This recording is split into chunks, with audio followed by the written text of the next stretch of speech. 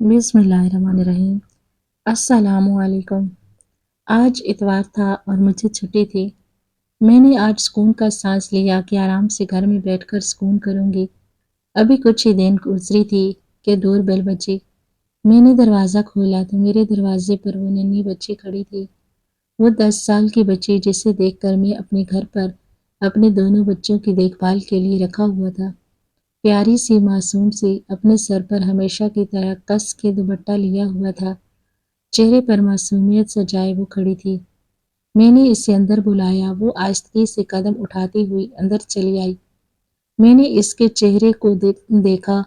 कुछ दिन गुजर गए थे और इसके चेहरे पर ऐसी ही तकलीफ रकम थी। यूं लगता था जैसे इसे कोई डरा रहा है। वो काफ़ी खौफजदा सी नजर आती। मैं जब भी इसे आवाज़ देती तो वो एकदम से दहल सी जाती, फिर उठकर आती और यूं लगता था जैसे कई सोचों में गुम हो। आज भी मैंने इसे देखा, वो काफ़ी सोचों में गुम लग रही थी। इसकी मासूम चमकती आंखें थी, आज यूं लग रहा था जैसे बहुत परेशान हो। इतनी छोटी सी बच्ची को आखिर क्या परेशानी है, इसके लिए यहाँ आना भी इतना मुश्किल नहीं था। खैर मैंने इसे अंदर आने के लिए रास्ता दिया तो वो अंदर चली आई। अंदर आते ही मेरी 8 माह के बच्चे को अपनी गोद में उठाकर इससे प्यार करने लगी थी।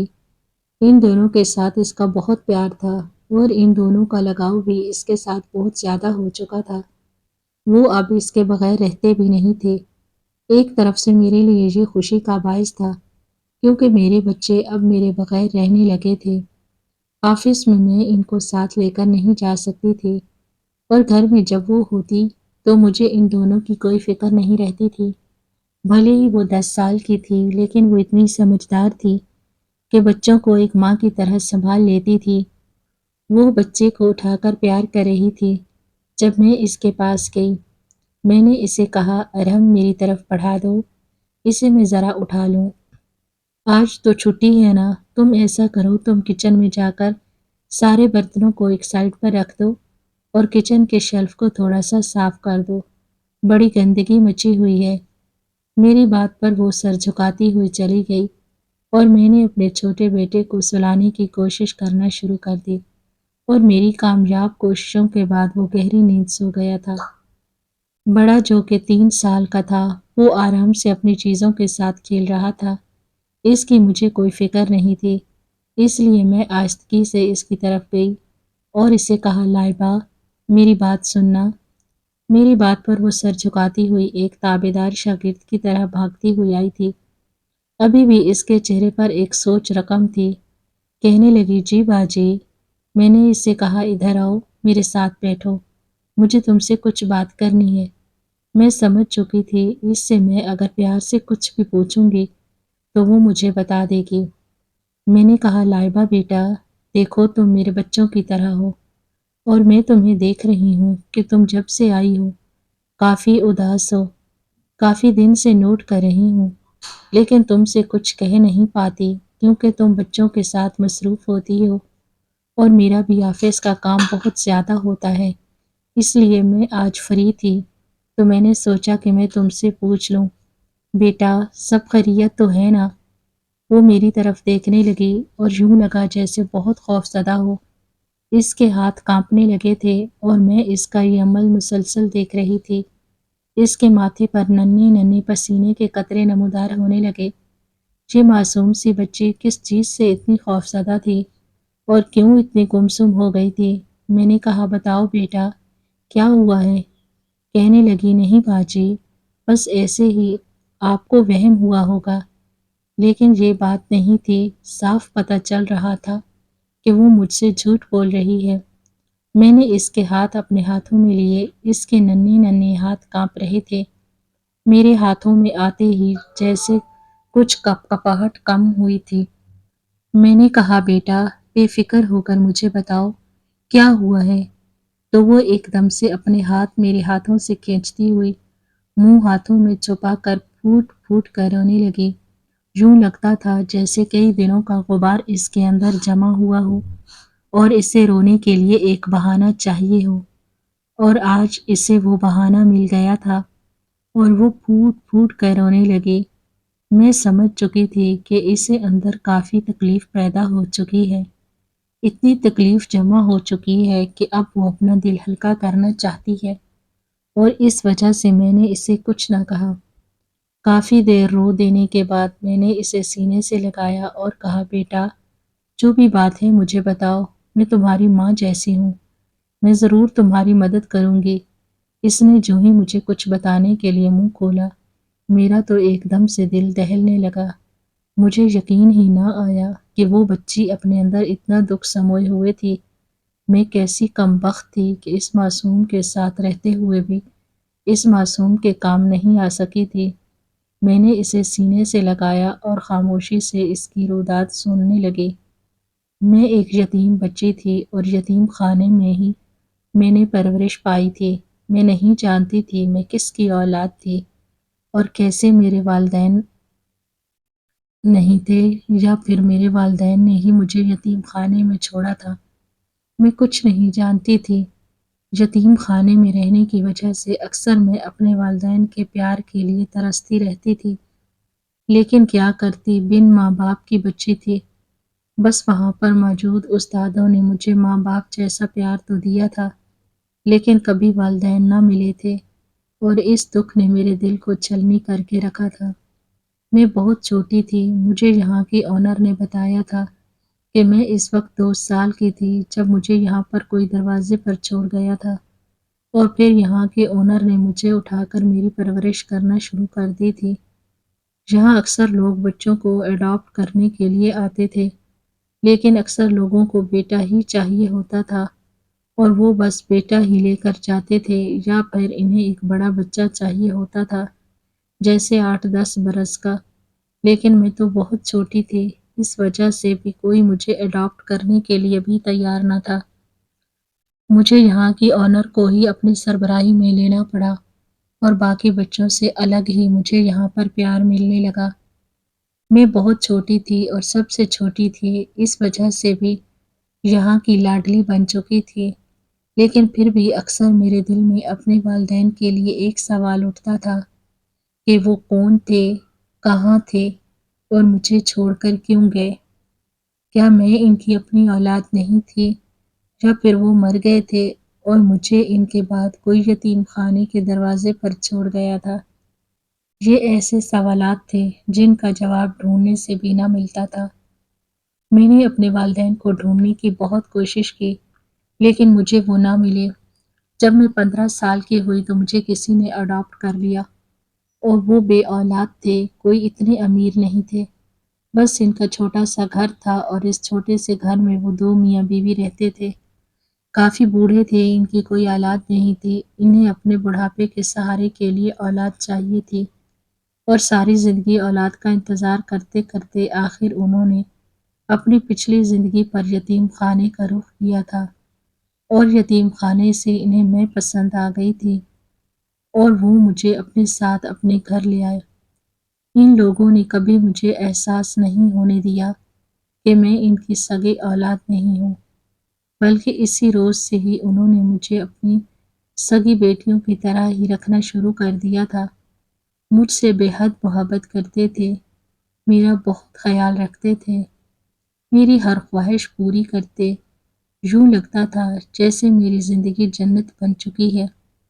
اپنی زندگی میں ایسے بدلاؤ پر میری آنکھیں اکثر بھر آتی تھیں، اور میں اکثر اپنی نم آنکھوں کو صاف کرتے ہوئے اوپر آسمان کی طرف دیکھ کر اللہ تعالیٰ کا تصور کرتے ہوئے دل میں بے تحاشا اللہ تعالیٰ کے شکر گزار ہوتے کہ اس نے مجھے ایک گھر دے دیا۔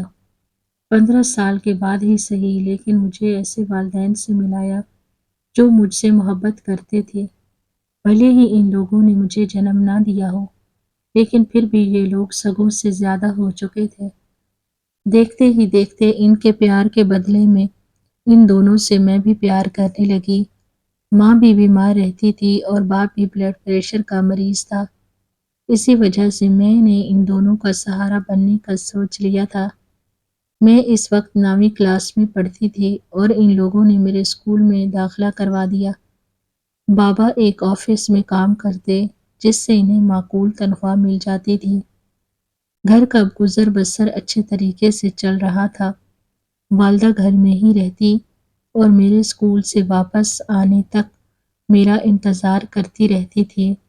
اسکول سے میں واپس آتی، ان کے پاس بیٹھ کر ان کے ساتھ میں باتیں کرتی اور گھر میں یوں جیسے ایک رونق سی لگی رہتی تھی۔ وہ اکثر مجھے کہا کرتی تھی، بیٹا ہمارا گھر تو بالکل سونا سونا سا تھا، تمہارے آنے سے یہاں بہار آ چکی ہے۔ ہم دونوں ہمیشہ سے ہی اسی چیز کے منتظر رہے کہ خدا ایک نہ ایک دن ہمیں ضرور کوئی اولاد دے گا، لیکن خدا کی قدرت کہ اس نے ہمیں کوئی اولاد نہیں دی، ہماری اپنی کوئی اولاد نہ ہوئی، تو اس بات پر ہمیں کوئی اللہ تعالیٰ سے شکوہ شکایت نہیں۔ بے شک یہ اسی کی رحمت کے خزانوں میں سے ایک خزانہ تھا، اس نے ہمیں نہ دیا اور اس چیز سے آزمایا، تو ہم بھی خدا کا شکر ادا کرتے ہیں کہ اس نے ہمیں آزمائش دی، ہمیں اس قابل سمجھا کہ اس کی نظر عنایت ہم پر رہی۔ اگر اس نے ہمیں اولاد نہ دی تو کیا ہوا؟ یہاں پر کئی ایسے بچے موجود ہیں جنہیں والدین کا پیار نہ مل سکا۔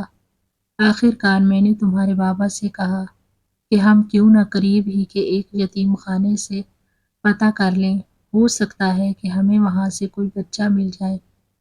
تمہارے بابا کو ایک بیٹی کی خواہش تھی اور وہ کہتے تھے کہ ہماری اتنی بیٹی ہو کہ وہ ہمارے کام بھی کر سکے، ہمارے ساتھ باتیں بھی کر سکے، کیونکہ اب میرے گھٹنے جواب دے گئے تھے، کام بھی تو میں نہیں کر سکتی تھی۔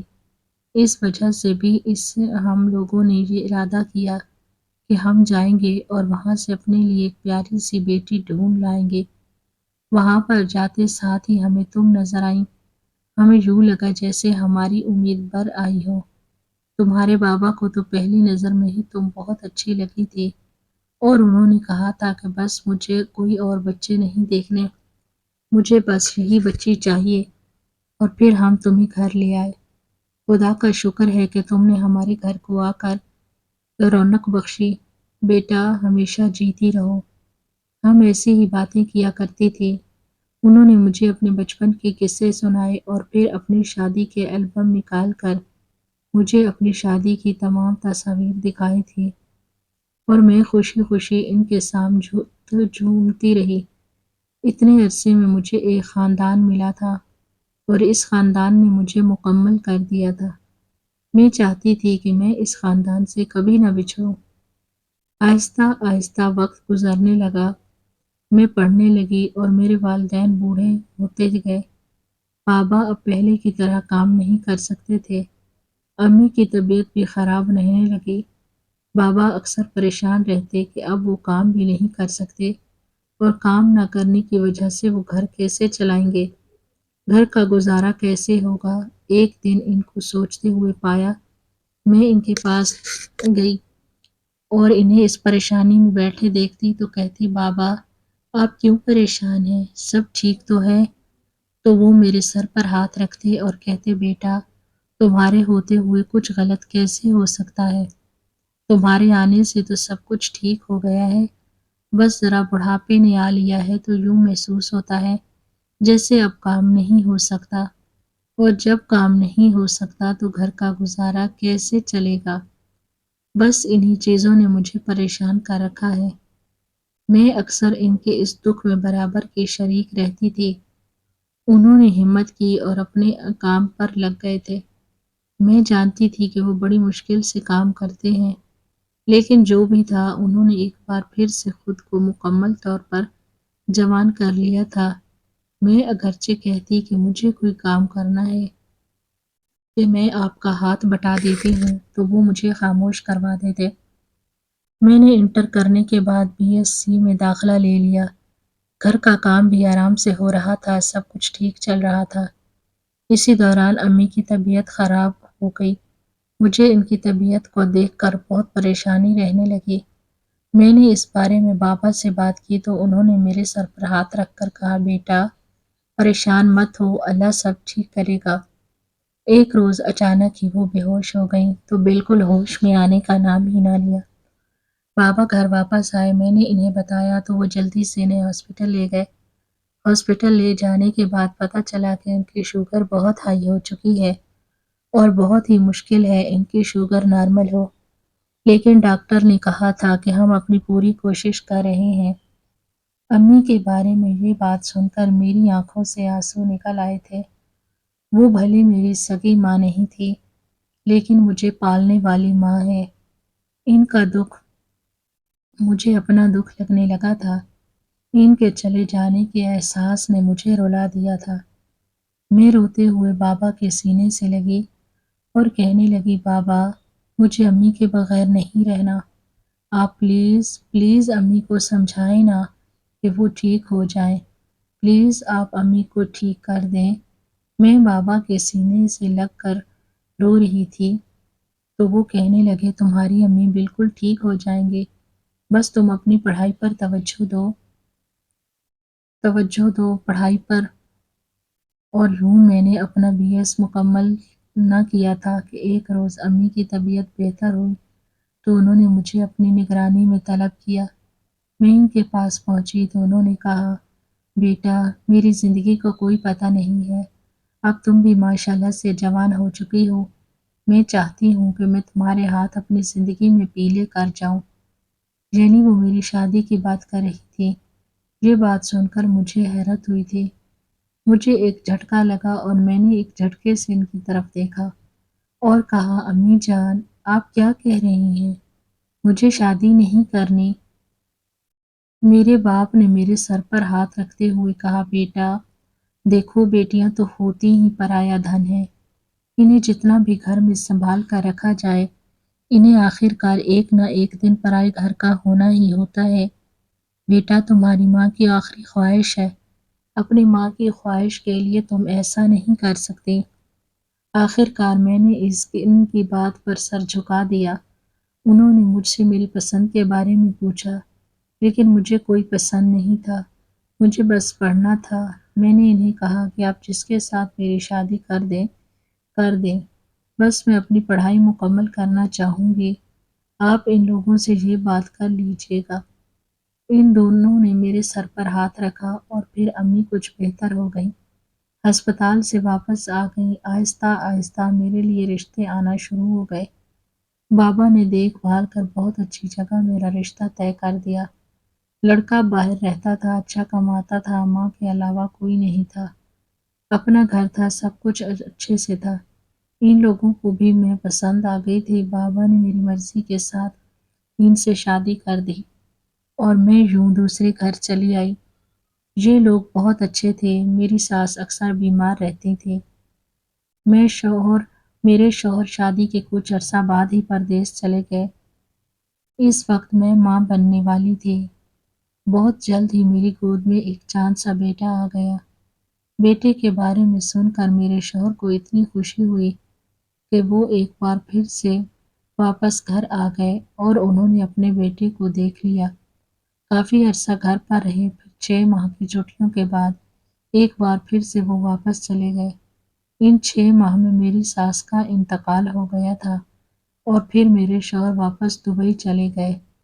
میں یہاں پر اکیلی رہ گئی۔ اکثر میں اپنے والدین کے گھر میں رہتی تھی۔ امی کی طبیعت کچھ بہتر ہونے لگی، لیکن ایک بار پھر سے ان کی طبیعت خراب ہوئی اور وہ اس دنیا سے رخصت ہو گئیں۔ زندگی کا تو سہارا ہی میرے ماں باپ تھے۔ امی کے جانے کا دکھ مجھے بہت زیادہ تھا۔ میری ماں کی وفات پر میں نے اپنے شوہر کو بتایا۔ انہوں نے کہا، میں ابھی 1 مہینہ پہلے ہی واپس آیا ہوں، میں نہیں آ سکتا، معاف کرنا، لیکن میرا دل تو تمہارے پاس ہے۔ اس تسلی سے میرے دل کو کافی سکون ملا تھا۔ اب میرا سہارا میرے بابا جان تھے۔ میں انہی کے ساتھ گھر میں رہتی تھی۔ آہستہ آہستہ بابا کی طبیعت بگڑنے لگی۔ امی کے جانے کے بعد انہوں نے ایسا دکھ اپنے دل پر لیا کہ اکثر ان کا بلڈ پریشر ہائی رہنے لگا اور وہ کام نہیں کر سکتے تھے۔ میرے شوہر جو دوسرے ملک میں سے اپنی تنخواہ بھیجا کرتے، اسی سے ہی گھر بہت اچھے سے چل رہا تھا۔ اچانک ان کی طبیعت خراب رہنے لگی تو میں نے اپنے شوہر کو کال کی اور انہیں گھر واپس بلا لیا۔ وہ میرے کہنے پر گھر واپس آ گئے، پھر بابا کو ہسپتال لے گئے۔ بابا کی طبیعت خراب سے خراب تر ہوتی گئی اور پھر اس دنیا سے رخصت ہو گئے۔ میں بہت پریشان تھی، میرے 2 سال کا بچہ تھا اور میرے شوہر نے مجھے سنبھال لیا۔ دکھ اتنا بڑا تھا کہ میں سنبھالے نہیں سنبھل پا رہی تھی۔ میرے شوہر کافی عرصہ میرے پاس رہے اور اسی دوران اللہ تعالیٰ نے مجھے ایک اور اولاد سے نواز دیا۔ یہ بھی میرا بیٹا ہی تھا اور پھر زندگی آہستہ آہستہ اپنے سفر پر گامزن ہونے لگی۔ میرے شوہر واپس اپنے کام پر چلے گئے اور میں یہاں پر اپنا گھر کا کام کرنے لگی۔ گھر میں اپنے بچوں کو سنبھالنے لگی، لیکن اچانک ہی مجھے کال آئی اور بتایا گیا کہ میرے شوہر کام کرتے کرتے فیکٹری کی ایک مشین میں آ گئے ہیں اور اس دنیا سے چل بسے ہیں، اور ان کی لاش بالکل بھی اس قابل نہیں کہ اسے پاکستان لایا جا سکے۔ میں نے ان لوگوں کو اجازت دے دی اور وہیں پر ہی میرے شوہر کا جنازہ پڑھا دیا گیا۔ میرے لیے یہ سب کچھ بہت مشکل تھا۔ میں اپنی اتنی سی زندگی میں بہت سے دکھ سنبھال چکی تھی، پہلے ماں کے جانے کا، پھر باپ کے جانے کا دکھ، پھر اب اپنے شوہر کے جانے کا دکھ۔ اتنے سارے دکھ اپنے اندر چھیلتی ہوئی میں تو شاید مر ہی جاتی اگر میرے بچے نہ ہوتے۔ اپنے بچوں کو پالنے کے لیے میں نے اپنے آپ کو حوصلہ دیا اور پھر اپنے لیے نوکری ڈھونڈنا شروع کر دی۔ خدا کا کرنا یوں ہوا کہ مجھے قریب کے آفس میں جاب مل گئی اور میں وہاں جاب کرنے لگی، لیکن وہاں پر بچوں کو لانا الاؤ نہیں تھا۔ اس لیے میں نے کوئی ملازمہ رکھنے کا سوچا تو ایک روز چوکیدار سے بات کر لی۔ اس نے مجھے کہا کہ میرے جاننے والوں میں ایک 10 سال کی لڑکی ہے جس کے گھر کام کرنے والا کوئی نہیں ہے، وہ تو آپ کے بچوں کو آسانی سے سنبھال لے گی، آپ اسے ماہانہ تنخواہ پر رکھ لیجئے۔ اس بات پر میں مان گئی۔ کچھ دنوں کے لیے لڑکی کو اپنے پاس بلایا اور پھر وہ لڑکی واقعی میرے بچوں کو اچھے سے سنبھالنے لگی تھی۔ میں اس سے جاننے لگی اور وہ میرے بچوں کو سنبھالنے لگی۔ میرے بچے اس کے ساتھ کافی اٹیچ ہو گئے تھے۔ میں اکثر آفس سے جلدی آ جایا کرتی تھی تاکہ میرے بچے روئیں نہ اور بچے اس سے مزید تنگ نہ کریں، لیکن بچی جب بھی آتی تب سے کافی خوفزدہ رہتی تھی، ڈری سہمی سی، اس کی آنکھوں میں خوف سا محسوس ہوتا تھا۔ میں نے سوچ لیا تھا کہ ایک روز اس سے ضرور پوچھوں گی، لیکن اکثر کوئی نہ کوئی کام ہو جاتا اور اس سے وجہ نہ پوچھ پاتی۔ آج اتوار تھا تو سب سے پہلے میں نے موقع ملتے ہی اس سے پوچھنا شروع کیا تو وہ ان ہاتھوں میں چھپا کر پھوٹ پھوٹ کر رونے لگی۔ میں نے اسے اصرار کیا اور کہا کہ مجھے بتاؤ کیا ہوا ہے، میں تمہارا ساتھ دوں گی۔ تو اس نے مجھے بتانے کے لیے منہ کھولا اور پھر جو بات بتائی وہ میرے سر پر آسمان پھوڑنے کے لیے کافی تھی۔ وہ مجھ سے کہنے لگی، باجی یہ جو آپ کا چوکیدار کام کرتا ہے نا، یہ میرا جاننے والا نہیں بلکہ میرے بابا ہی ہیں، اور آپ جانتی ہیں یہ بہت ظالم ہے، انہوں نے میری امی کو مار دیا تھا اور یہ مجھے بھی مار دیں گے۔ وہ پھوٹ پھوٹ کر روتے ہوئے مجھے کہنے لگی۔ میں نے حیرت سے اسے کہا، بیٹا ایسا کیسے ہو سکتا ہے؟ تو وہ کہنے لگی، آپ یقین جانیں میری امی کو انہوں نے مارا ہے کیونکہ یہ بہت ظالم تھے۔ اکثر رات کے وقت جب وہ گھر جاتے تو وہ شراب اور نشے میں دھت ہوا کرتے تھے۔ امی نے ایک بار ان کے سامنے کھانا رکھا اور ان کو کھانا اچھا نہ لگا تو انہوں نے کھانا اٹھا کر امی کے منہ پر مارا اور پھر امی کو مارنے لگے۔ اتنا مارا کہ امی اللہ کے پاس چلی گئی اور پھر انہوں نے میرے سامنے یہ گھر کے صحن میں گڑھا کھود کر قبر بنا دی۔ اس روز سے مجھے ان سے بہت ڈر لگتا ہے اور یہ مجھے بھی ڈانٹتے رہتے ہیں۔ انہوں نے مجھے سختی سے منع کر دیا ہے کہ میں اس بارے میں کسی کو نہ بتاؤں۔ روزانہ جب آپ چلی جاتی ہیں تو وہ مجھے ڈرانے دھمکانے کے لیے آ جاتے ہیں اور ڈرا دھمکا کر مجھے کہتے ہیں کہ خبردار اگر تم نے اپنی باجی کو ذرا سی بھی بات کی بھنک پڑنے دی ورنہ وہ مجھے مار ڈالیں گے۔ باجی آپ پلیز میرے بابا کو مت بتائیے گا کہ میں نے آپ کو سب بتا دیا ہے۔ وہ معصوم سی بچی تھی، اس کی معصوم سی صورت کبھی جھوٹ نہیں بول سکتی تھی۔ میں نے اسے اپنے سینے سے لگایا۔ میں نہیں جانتی تھی کہ یہ معصوم سی بچی اتنا دکھ لیے ہوئے ہے۔ وہ بھی مجھے یتیم ہی لگ رہی تھی۔ میں نے اسے سینے سے لگایا اور کہا، بیٹا تم بالکل بھی فکر نہ کرو، میں اس کا کوئی حل ڈھونڈتی ہوں۔ کیا آپ اپنے گھر کی اس جگہ پر ہمیں لے جا سکتی ہیں جہاں آپ کی امی کو دفن کیا گیا ہے؟ تو اس نے ہاں میں سر ہلایا۔ میں نے جلدی سے پولیس کو کال کی اور پھر فوراً ہی پولیس کی گاڑیاں ہمارے گھر کے باہر کھڑی تھیں۔ اسے بھاگنے کا موقع ہی نہ مل سکا۔ پھر میں نے اس کے خلاف FIR درج کروا دی۔ پولیس کسی کو بات ماننے کے لیے تیار نہ تھی کیونکہ اس بات کا کوئی ثبوت نہیں تھا۔ آخر کار ہم بچی کو ساتھ لیے ان کے گھر گئے اور جیسے ہی ان کے گھر کا صحن کھودا گیا تو وہاں سے لاش برآمد ہوئی اور اس پر یہ واضح ہو گیا کہ اس شخص نے اپنی بیوی کو مارا تھا۔ اسے عمر قید کی سزا سنا دی گئی۔ بچی بہت رو رہی تھی لیکن اب وہ کافی پرسکون تھی کیونکہ اب اس کے سر سے وہ بلا ٹل چکی تھی جو روزانہ اسے پریشان کرتی تھی، مگر وہ پھر بھی رو رہی تھی کہ آج تو وہ واقعی میں یتیم ہو گئی۔ وہ کہہ رہی تھی، اب میں کہاں جاؤں گی؟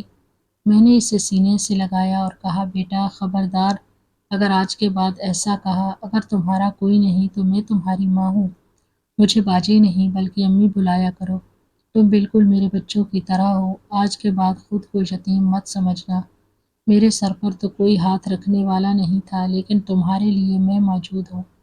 اس نے یہ میری بات سنی اور میرے سینے سے لپٹ گئی، کافی پھوٹ پھوٹ کر رونے لگی۔ اس کا دکھ میں سمجھ سکتی تھی۔ میں نے اسے بہت سمجھایا، آج وہ بچی میرے پاس موجود ہے۔ میں اپنی ٹیم کے ساتھ آفس کمانے کے لیے جاتی ہوں تو وہ پیچھے سے اپنے بھائیوں کو سنبھالتی ہے۔ مجھے اب امی کہہ کر پکارنا شروع کر دیا ہے۔ مجھے یوں لگتا ہے جیسے خدا نے میری زندگی مکمل کر دی۔ ایک بیٹی کے ساتھ وہ واقعی میرے لیے آنکھوں کی ٹھنڈک بن چکی ہے۔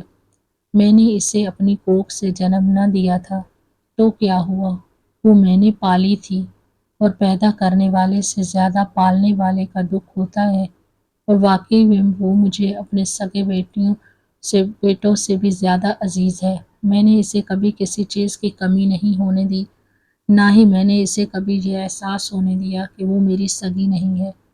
بے شک اللہ تعالیٰ انسان کو بہت سی چیزوں سے آزماتے ہیں۔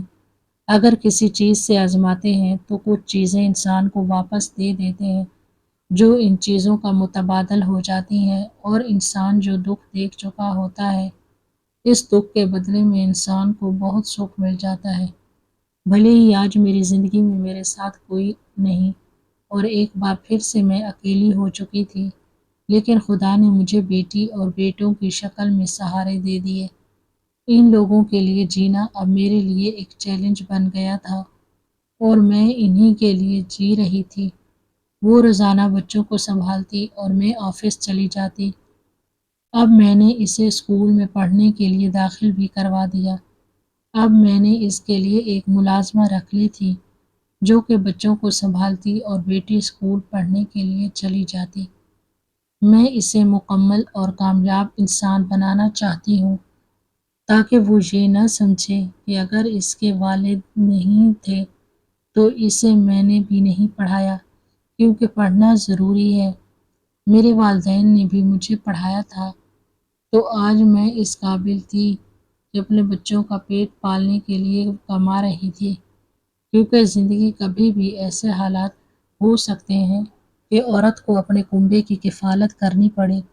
مجھے یقین ہے کہ ایک نہ ایک دن بڑی ہو کر ضرور کچھ نہ کچھ بن جائے گی اور اسی خواب کے سہارے میں زندہ ہوں۔ میں نے دیکھا ہے کہ بیٹے والدین کو بڑھاپے میں چھوڑ کر چلے جاتے ہیں لیکن بیٹیاں اکثر ساتھ رہ جاتی ہیں، چاہے وہ سگی ہوں یا چاہے وہ پرائی ہوں۔ اس چیز کو میں نے اپنے آپ سے دیکھا ہے۔ بیٹیاں بہت باوفا ہوتی ہیں، بہت وفادار ہوتی ہیں، اپنی ہوں یا پرائی، لیکن پھر بھی وہ والدین کے ساتھ شانہ بشانہ کھڑی ہوتی ہیں۔ بڑھاپے میں ہمیشہ بیٹیاں ہی کام آتی ہیں۔ اس وجہ سے مجھے بیٹی بے حد عزیز ہے۔ خدا اس کے نصیب اچھے کرے اور خدا ہر بیٹی کے نصیب اچھے کرے۔